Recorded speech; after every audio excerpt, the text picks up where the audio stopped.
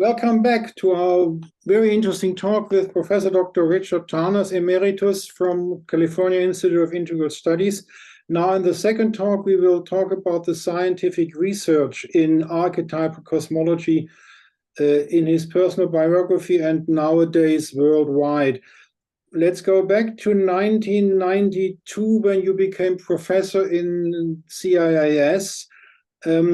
What were your lectures in those days? Did you lecture Passion of the Western Mind, or did you already start talking about archetypal cosmology in your lectures and courses?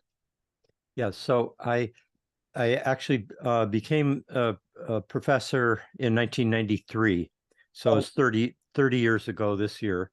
And I mean, I had given lectures at universities before then, including at CIIS, and I'd also I had also sat on dissertation committees, for doctoral students, but I had not started as a full-time professor until 1993. And when I first came, I expected I would be teaching more just on the history of philosophy type of course that is more similar to Passion of the Western Mind, which, by the way, as you probably know, there's a German translation of the Passion of the Western Mind. And they have a slightly different Leidenschaft. I'm trying to remember the German title of it. But in any case, I thought that's what I was going to do, and that's what I started. But in the Bay Area of California in the 1990s, there was a very strong interest among both the students and the faculty in the research that Stanislav Grof and I had done starting in the 1970s at Esalen Institute, which pointed to correlations between psychological states, including those in special, Stanislav Grof was one of the founders of transpersonal psychology. He was a Czech psychiatrist who, beginning in the 1950s, started working with LSD in psychotherapy. And he became, there's a Festschrift that I co-edited in honor of Stanislav Grof. It has a number of excellent essays in it from Joseph Campbell and Houston Smith, Ralph Metzner, Fritjof Capra, and so forth.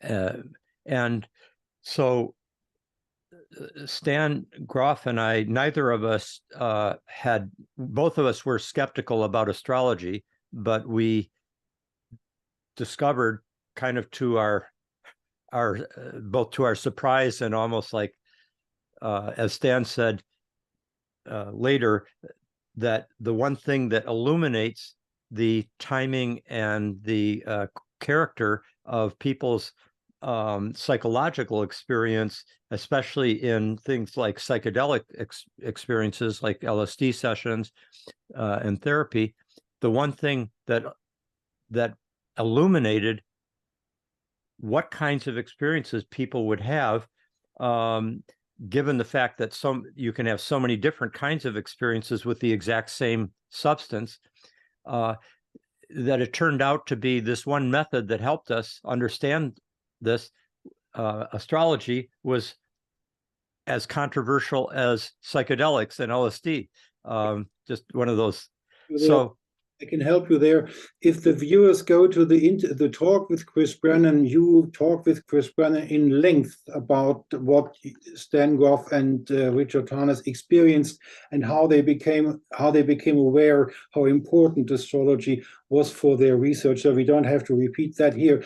Now let's come back to. Okay, so just to finish answering your question, then, what happened was that there was so much interest in that research and in the possibility that astrology, when joined with psychology, depth psychology, Jungian psychology, etc., that bringing those two together would be quite helpful for understanding the psyche, understanding also psychotherapy, but also illuminating the patterns of history. And so I was asked to teach, or Stan Groff and I co-taught a course starting in early '94, January 1994, which was the first of the graduate seminars that presented this research. And it was the most popular course in the school. And as time passed, every year I would basically, half of my classes would be more traditional academic, focused on philosophy, history of science, history of religion, etc. And then the other half would be courses that brought archetypal astrology into dialogue with psychology, the study of history, the study of philosophy, and so forth, because they're mutually illuminating. That's the unexpected thing. If you study deeply astrology, and you study deeply another field like philosophy or psychology or history, each one helps us understand the other. We understand, for example, in the history of philosophy, the great controversy between the nominalists and the realists in the medieval period, which helped shape the modern mind. That was a controversy about whether archetypes exist or not. And then the fact that they, after being excluded from modern thought in the early part of for much of the modern period, and then Jung recovers that notion of the archetype because of his deep psychological explorations. And so he brings a more psychological understanding of Plato's archetypes in a way that has been very, very helpful. So we constantly find a mutual illumination between astrology and other fields. And how does PCC come into a picture in that time frame?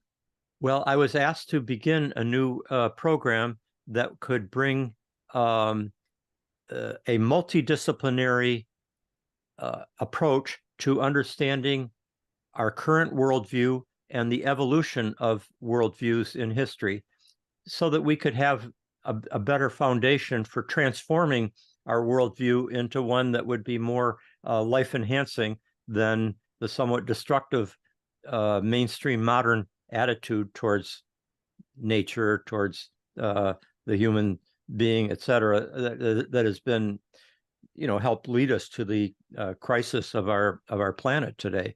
So I was asked to start this program, and I brought in a number of prominent academics to join it. Brian Swim, the cosmologist, and Charlene Spretnak, a feminist philosopher and ecologist. Stan Groff, of course, was part of it. Joanna Macy, and people like Fritjof Capra, Rupert Sheldrake, and so forth would come and give lectures for our course. I believe you had Glenn Perry integrated into that program. Very briefly. He did possibly one course, or I think it was just one course. It was a bit of it wasn't a good fit for us. That's the next question.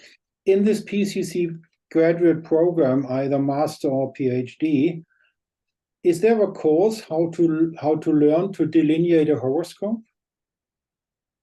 Yes. Well, the focus in there's a number of major courses that integrate astrology, and particularly archetypal astrology, which has this strong connection to the depth psychology tradition that comes out of Freud and Jung and Groff, William James, and so forth. But it also has a connection to the Platonic and Pythagorean tradition as well. So there's certain key principles of archetypal astrology that on the one hand are, I think, essential to the whole astrological tradition, but have come into more, there's certain important principles that archetypal astrology as a school or as an orientation really emphasizes. For example, the major focus on the planetary archetypes and on their alignments or aspects, those are especially important, more important than houses or signs for understanding both history and deep psychological experience in our research. Basically, you are saying what the people learning in the PCC program is not to counsel clients after they have their diploma. For that, they have to do some additional training with Kepler College or other service offerings.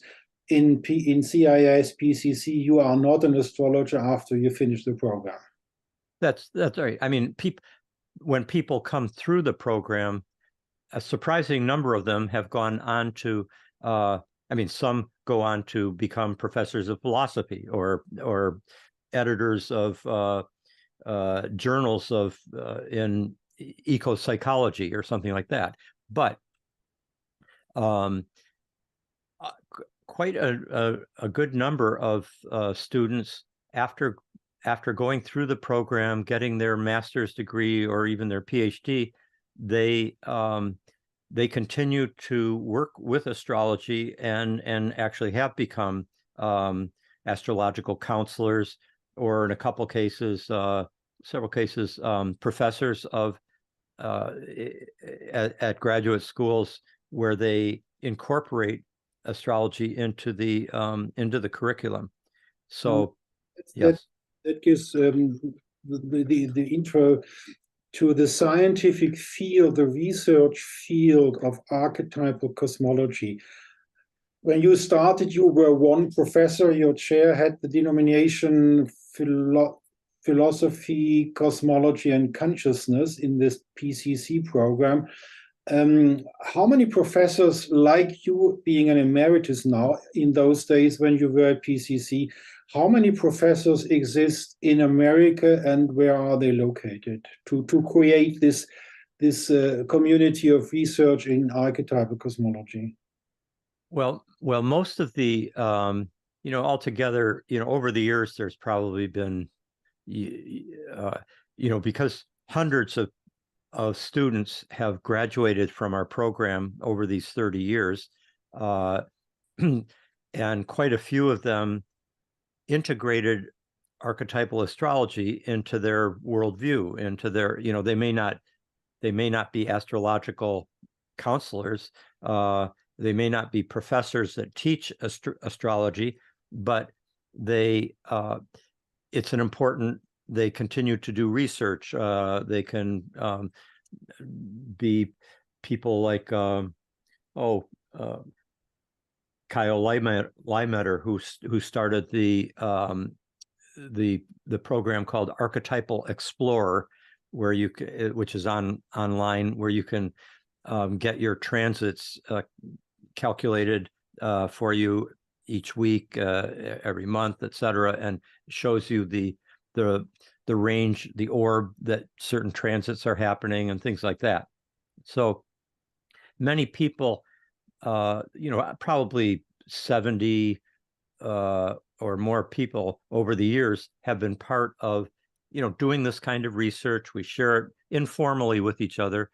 The Archive Journal that you pointed to earlier is a place where some of the work has been published, but it's now in terms of professors who are teaching it, there's Kieran LeGrice, who is both the professor and the chair of a program in Jungian depth psychology and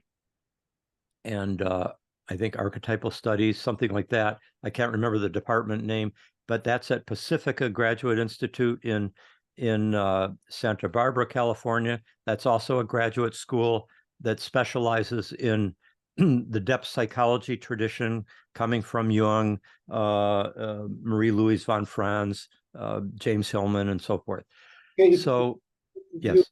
take this field of research, a scientific academic field, archetypal cosmology, and you compare it to your friend Professor Wouter Hanegraaff in Amsterdam, who has his chair of Hermetic philosophy and history of Hermeticism, they founded an international organization around that chair.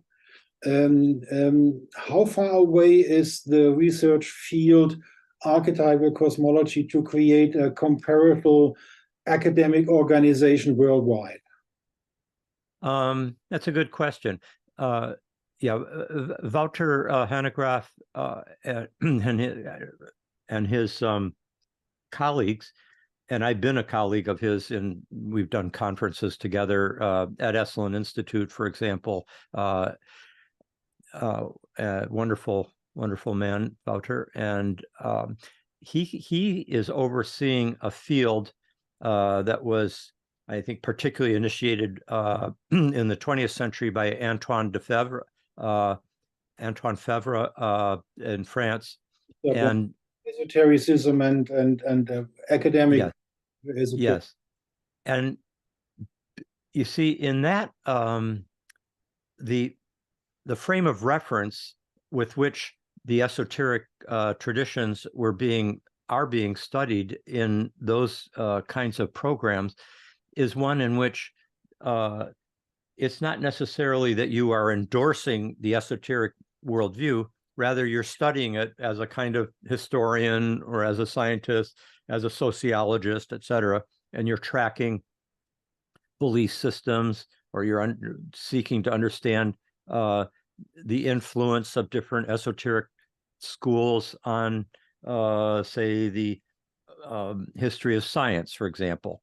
And so in all those ways, even though esoteric studies has been and still is to some extent somewhat controversial within the academic world, but it is still intellectually more defensible within the contemporary academic climate because you're studying it from outside.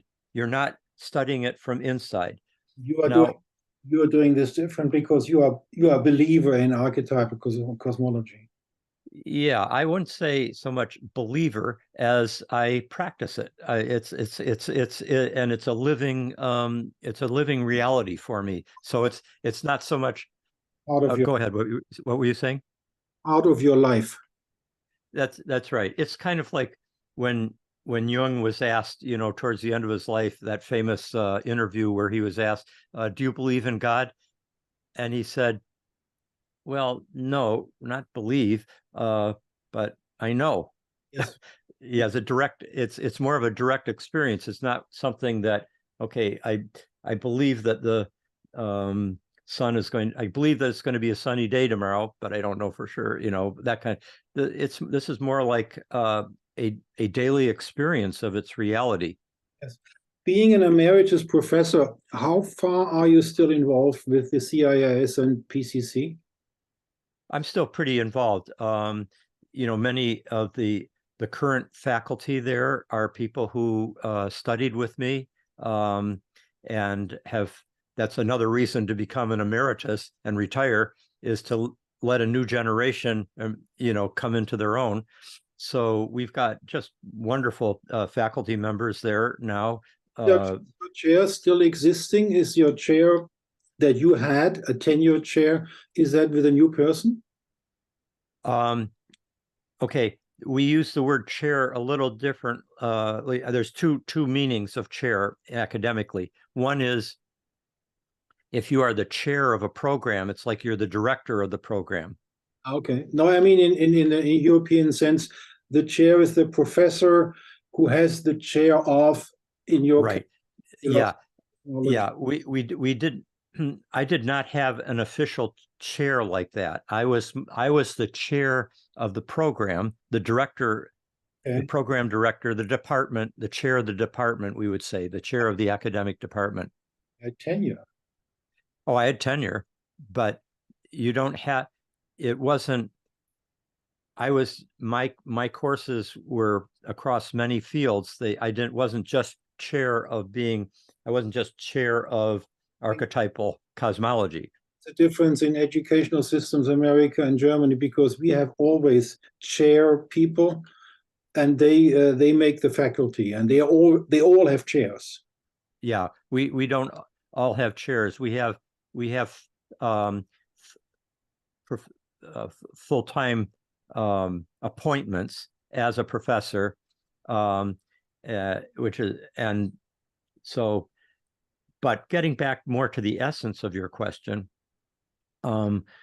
we do have, well, several of the the current faculty members, like Sean Kelly, for example, has published in Archive Journal, very insightful essay on archetypal astrology and understanding the teleological aspect of history. It's an excellent essay. Now, Sean Kelly's been a professor for 25 years in our program, and while that's not his main subject that he is teaching, he knows it well, and he can draw on it, and he can integrate it into his discussion, and that's true of other faculty members there too, like Matt Siegel. But there is one person, Becca Tarnas, who does teach both courses on Jung, on Stanislav Grof's work, but also on archetypal astrology and cosmology. So she's a full-time professor now. She's a professor now. Yes. Congratulations, Becca Tarnas. Yeah, that appointment was made last spring. I didn't have anything to do with it, I'm proud to say. It was a national search was done for someone who could continue the kinds of work that I and others had done, and in the philosophy, cosmology, and consciousness program, and she was chosen as the best candidate.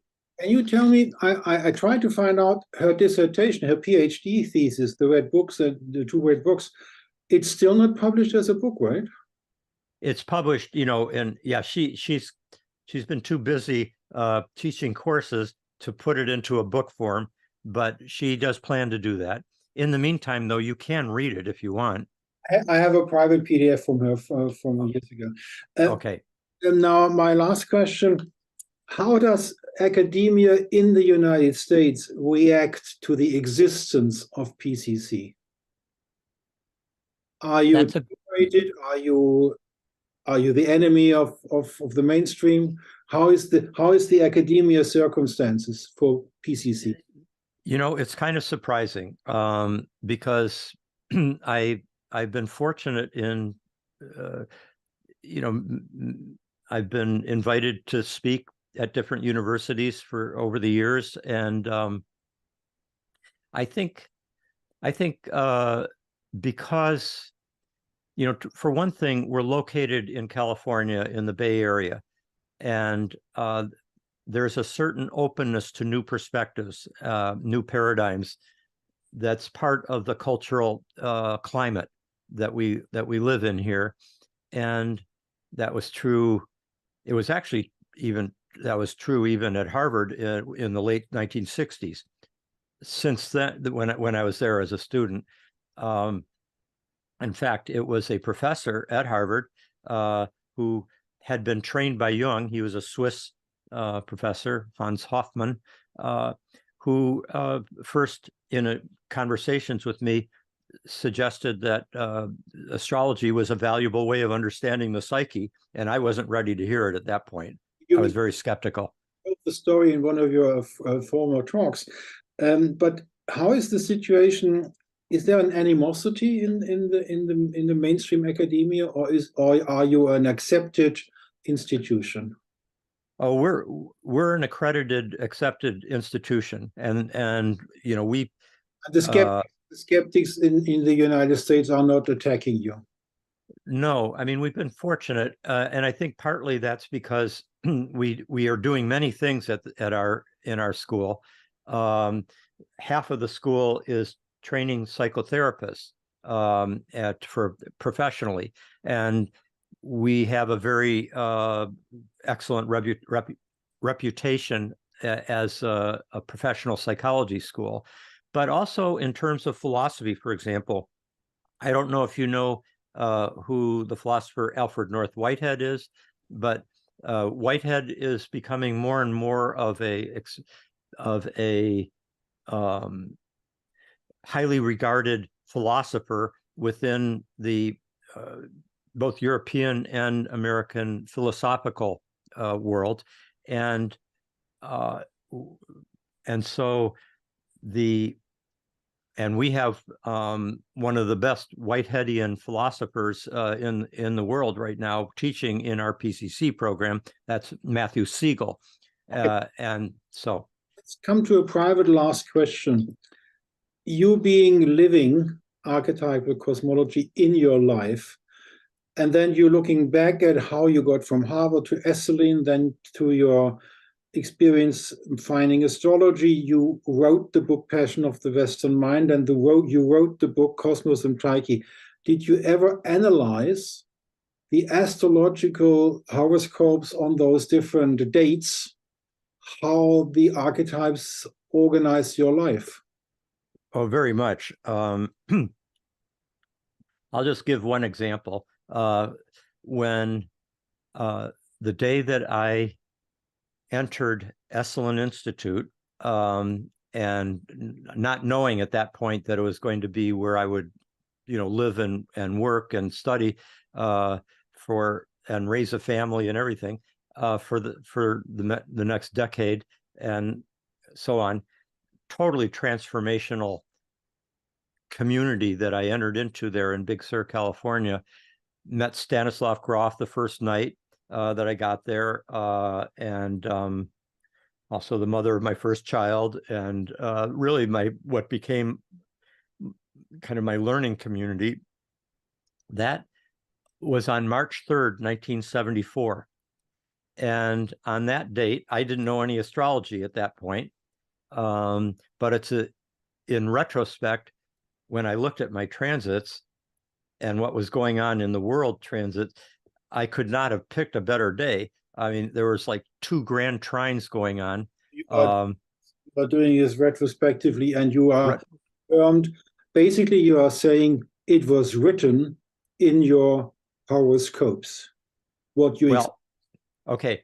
I think the qualities of experience are evident in the horoscope. For example, there was a grand trine at that point in the sky of Jupiter, Saturn, and Uranus. Uranus were in a grand trine, and they were right forming they were right on my sun trine Uranus, which happened to be at the midheaven and the ascendant. So there was a grand trine on my sun Uranus trine and my angles. That was I was born in Geneva, Switzerland, so my midheaven and my ascendant at that time of year are in an exact trine. So that remarkable set of transits that I had once in a lifetime suggests that I would have an experience of a sudden opening of new horizons that would perhaps be very fundamental. But it did not write. I have to shorten you because of time. I think we got the message. You look retrospectively, and you are confirmed that the archetypes were doing this sort of. They were opening up a qualitative field of that exactly fit what I went through. But I think but Volker, I think there are karmic factors, for example, that come into it. But you had the free will to fill it out.